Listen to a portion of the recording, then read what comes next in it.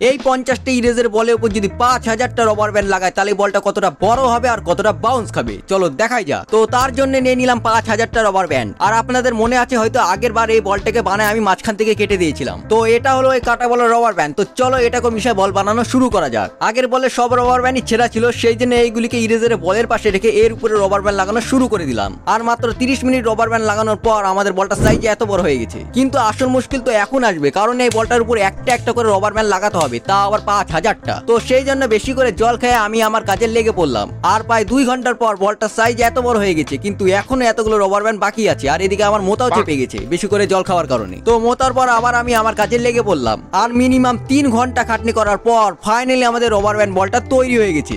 এখন আমি চলে আসছি ছাদে, এবারে এই বলটাকে উপরে তুলে ছেড়ে দিব আর দেখবো কতটা বাউন্স খাই। চলো 1 2 3।